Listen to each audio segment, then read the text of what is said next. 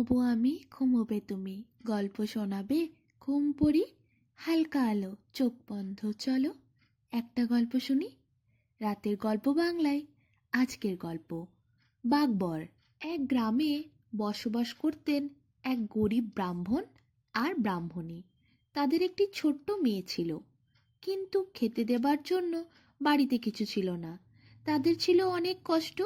ভিক্ষে করে যা আনত ব্রাহ্মণ, তাতে কোনো রকম এক বেলার খাবার জুটত। সকালে খাবার মিললে রাতে মিলত না, আর রাতে খাবার খাওয়া হলে সকালবেলা কিছু নেই পরের দিন। অভাবের সংসার। একদিন তাদের ছোট্ট মেয়েটি পাশের বাড়িতে বেড়াতে গেছিল। গিয়ে দেখল তাদের বাড়িতে পায়েস রান্না হয়েছে। তাদের বাড়ির ছেলেরা সবাই পায়েস খাচ্ছে। দেখে মেয়েটিরও বড্ড পায়েস খেতে ইচ্ছে হলো। তাই সে বাড়ি এসে মাকে বলল, মা, আমাকে পায়েস করে দাও না, আমি পায়েস খাবো। শুনে তো তার মা কেঁদেই ফেলল।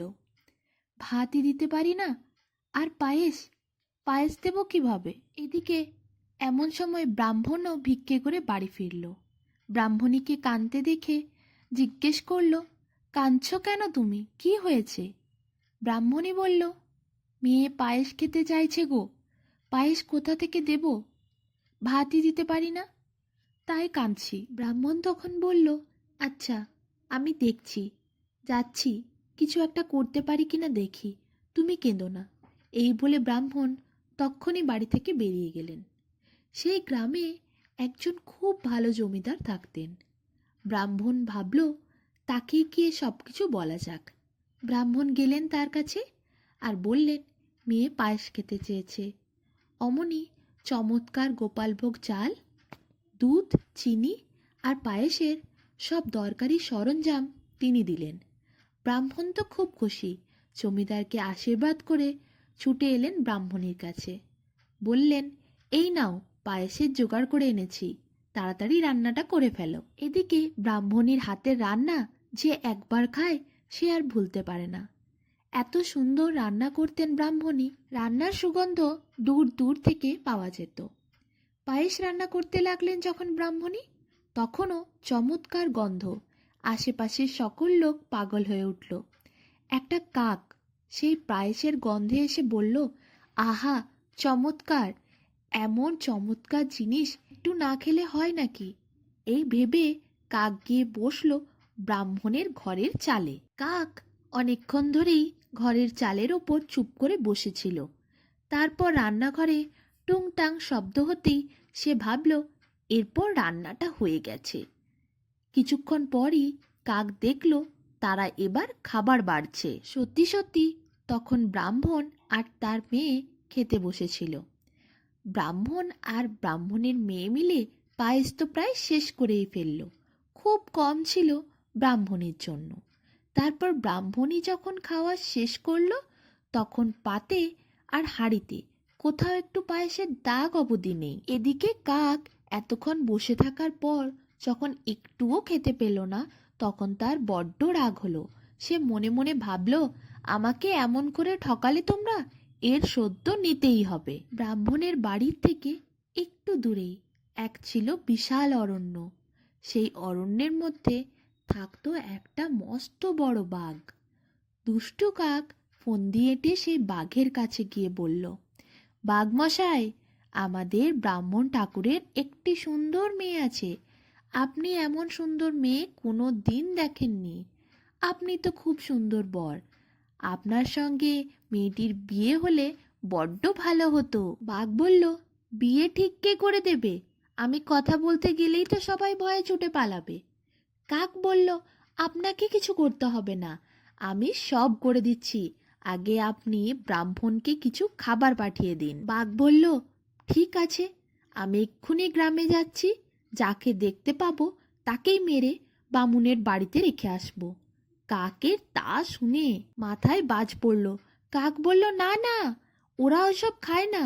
আপনার বাড়িতে যে লেবু গাছ আছে, সেই লেবু গাছের লেবু পাঠিয়ে দিন। বাঘ বলল, তাহলে তুমি লেবুগুলো নিয়ে যাও, আমি এখনই দিচ্ছি।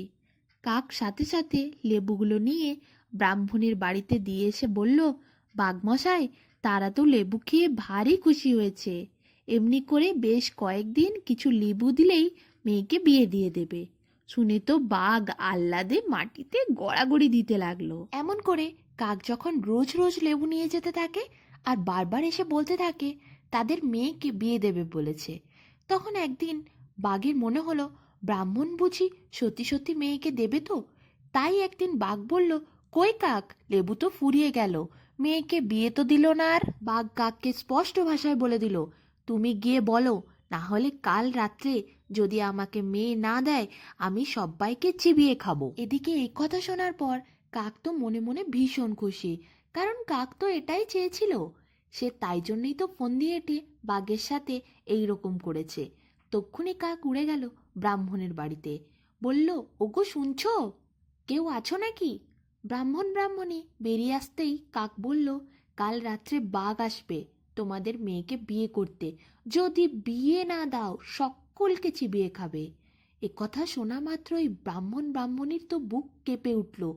তারা চিৎকার করে কাঁদতে লাগলো। কান্না শুনে গ্রামের কিছু লোক ছুটে এসে বলল, কি হয়েছে? ব্রাহ্মণ কাঁদতে কাঁদতে বলল, কাল বাঘ আসবে আমাদের মেয়েকে বিয়ে করতে, বিয়ে না দিলে সকলকে চিবিয়ে খাবে।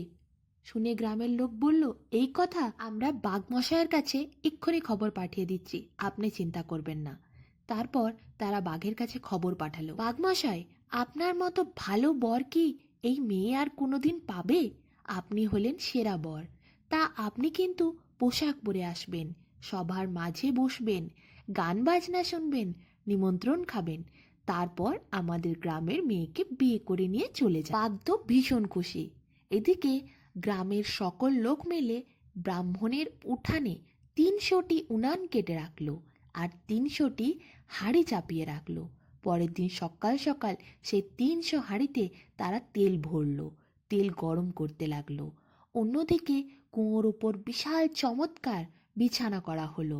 তারপর ঢাক ঢোল বাজিয়ে বিশাল করে শোরগোল করতে লাগলো সবাই।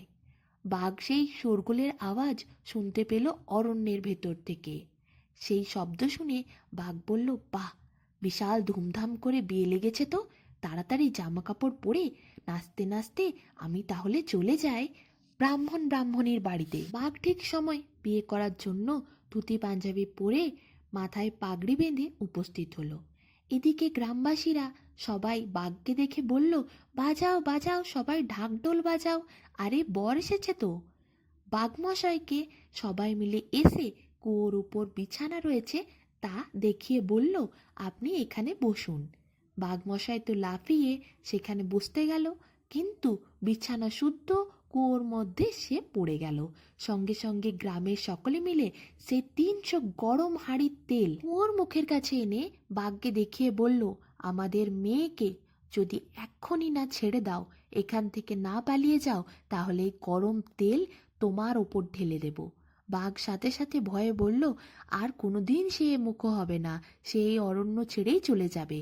বাঘকে তাই তারা তারপর একটা বড় লম্বা দড়ি দিল। বাঘ দড়ি বেয়ে এসে ঝপাং করে কুয়োর থেকে বাইরে বেরিয়ে ঝাঁপিয়ে এক দৌড়ে তাকে আর দেখতে পাওয়া গেল না। নিমিষেই সে গ্রাম ছেড়ে চলে গেল। অন্যদিকে কাক সেই সব তামাশা দেখার জন্য বসেছিল, কিন্তু গ্রামবাসীরা বুঝে গেছিল এইসব কাকেরই ফন্দি। তাই তারা কাককে ঢিল ছুঁড়ে মারতে যাচ্ছিল, কিন্তু কাক বলল সেও এই গ্রাম ছেড়ে চলে যাবে, তাকে যেন শাস্তি না দেয়া হয়, সে তার ভুল বুঝতে পেরেছে।